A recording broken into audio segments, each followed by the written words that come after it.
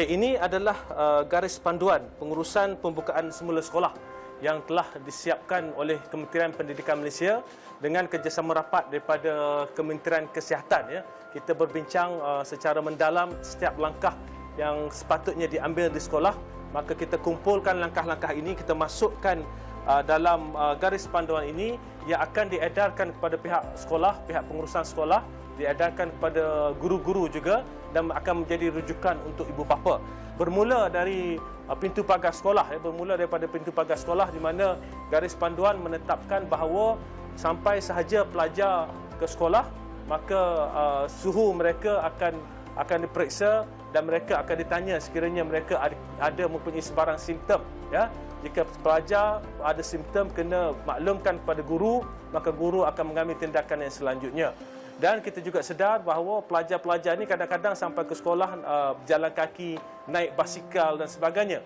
Dan kadang-kadang suhunya akan tinggi sedikit, ya, daripada 37.5. Maka dalam garis panduan itu juga disebut bahawa pelajar-pelajar ini akan diminta untuk berehat dahulu untuk memastikan badan mereka agak lebih sejuk dan akan diperiksa suhu sekali lagi.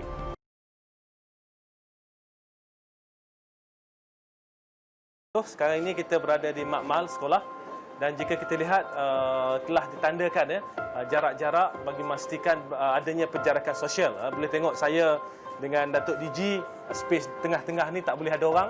Datuk DG berada dalam 1 meter daripada saya, begitu jugalah dengan pelajar-pelajar lain di sekolah ini, dan ini bagi memastikan bahawa pembelajaran ini dapat dilaksanakan dengan baik dan juga dalam keadaan selamat. Ini semua dalam SOP kita, kita pastikan bahawa adanya penjarakan sosial dari di antara setiap orang pelajar.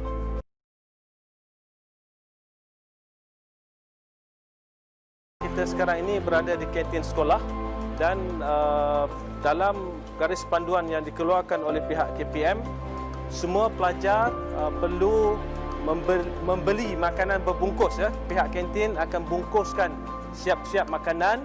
Ada beberapa pilihan untuk pelajar dan pelajar akan beratur mengikut garisan yang telah ditetapkan. Jaraknya 1 meter dari seorang pelajar ke pelajar yang lain. Dan mereka mengambil makanan, ada makanan ini dengan kuih dan juga air.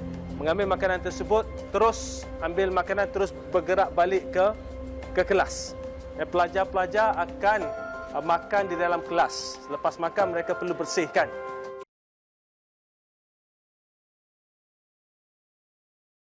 Ini di ruang jalanan di sekolah, kita boleh lihat ada anak panah, ya, menunjukkan arah laluan setiap pelajar. Yang maknanya pelajar yang sebelah kanan bergerak ke hadapan, manakala pelajar sebelah kiri ini akan bergerak ke arah ke belakang. Maknanya tidak akan berlaku pertembungan. Ini kita laksanakan di semua sekolah. SOP kita di semua sekolah. Cara yang terbaik adalah untuk memastikan semua jalan laluan adalah sehala. Tapi dalam keadaan di mana laluan itu agak besar, kita boleh buat laluan 2 hala, tetapi dengan penjarakan dan juga dengan anak panah yang jelas.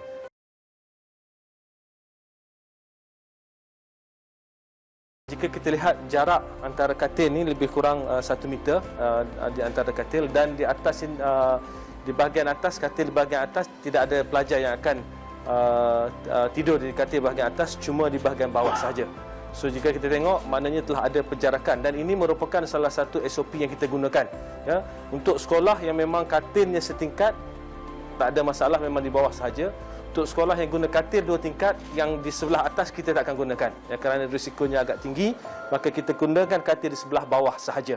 Ya, dan kita pastikan bahawa ada jarak di antara katil-katil ini dan juga terdapat jarak di antara loker-loker yang digunakan oleh pelajar. Cuma disiplin. Ya. Ini guru-guru akan memainkan peranan bagi memastikan bahawa pelajar ini bila masuk dorm, walaupun katil ini jauh, tetapi mereka masih perlu memastikan bahawa jarak sosial itu sentiasa ada. Ya, tak boleh nak main-main, peluk-peluk dengan kawan-kawan dan sebagainya, untuk memastikan bahawa mereka sentiasa dalam keadaan yang selamat sewaktu tinggal di asrama.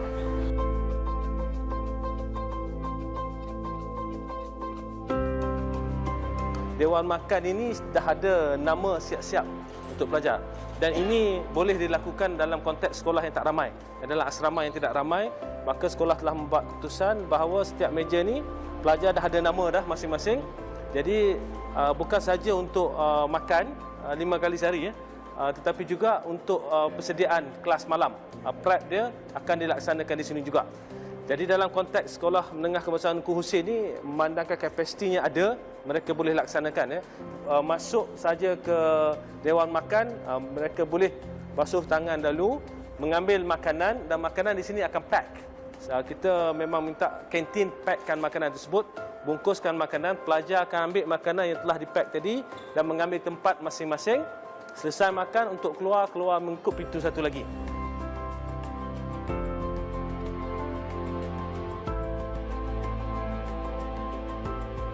Dalam garis panduan itu tersebut dinyatakan bahawa setiap sekolah memang kena ada bilik isolasi.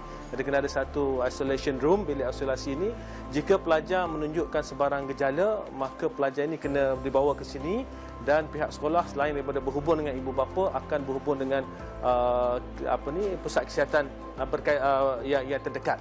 Jadi kita dah minta supaya sekolah sentiasa berhubung dengan pusat kesihatan sekiranya berlaku sebarang kes emergency.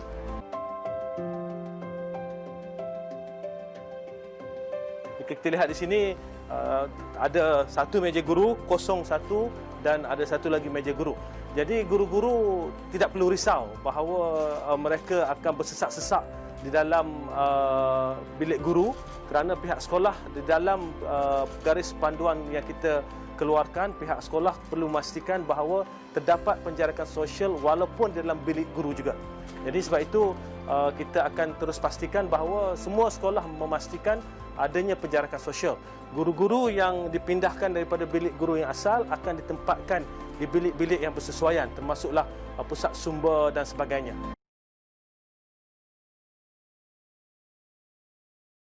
Untuk memastikan garis panduan ini dipatuhi, pertama sekali kita di peringkat kementerian kita ada Jabatan Pendidikan Negeri, di bawahnya ada Pejabat Pendidikan Daerah. Jadi Pejabat Pendidikan Daerah akan memainkan peranan untuk memantau sekolah-sekolah, memastikan sekolah-sekolah mematuhi SOP-SOP yang telah ataupun garis panduan yang telah disediakan.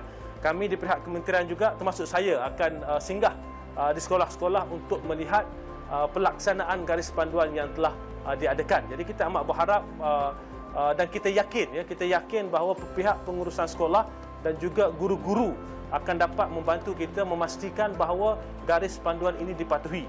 Ya, sebab kita apa yang penting adalah untuk anak-anak kita kembali ke sekolah dan kembali dalam keadaan yang selamat. Pada hari ini masih belum ada sebarang tarikh pembukaan sekolah. Kalau yang tersebar di WhatsApp dan sebagainya itu bukan daripada pihak Kementerian Pendidikan Malaysia. Ya, kami belum menetapkan sebarang tarikh pembukaan sekolah. Kami masih memantau bersama dengan pihak KKM dan juga pihak MKN untuk memastikan keputusan untuk membuka sekolah itu dibuat berdasarkan data-data yang lengkap. Yang akan ke sekolah dahulu adalah pelajar tingkatan 5 dan tingkatan 6 saja. Ini perlu jelas. Saya dapati ada ibu bapa yang risau, ya, kita buka semua sekali. Ya, tidak, kita akan cuma buka untuk pelajar tingkatan 5 dan tingkatan 6 sahaja, ya, kerana mereka lebih matang, lebih mudah untuk diuruskan supaya mereka dapat mematuhi garis panduan yang telah dilaksanakan. Jadi secara keseluruhannya semua sekolah menengah akan dibuka, sekitar hampir 3,000 buah sekolah di seluruh negara. Cuma kita akan memberikan notis 2 minggu lebih awal sebelum sekolah dibuka. Kita amat berharap anak-anak nanti apabila datang ke sekolah, pastikan bahawa penjarakan sosial itu sentiasa diamalkan sepanjang mereka di sekolah dan juga sepanjang perjalanan mereka ke sekolah dan sepanjang perjalanan mereka balik dari sekolah. Apa yang saya ingin tekankan bahawa garis panduan ini akan sentiasa ditambah baik. Apabila sekolah dibuka kelak dan kita lihat bagaimana perjalanan garis panduan ini, dan jika sekiranya terdapat ruang-ruang untuk kita tambah baik, maka garis panduan ini akan terus ditambah baik bagi memastikan seperti mana saya sebut tadi, pelajar hadir ke sekolah dapat mengikuti pengajaran dan pembelajaran dalam keadaan yang selamat.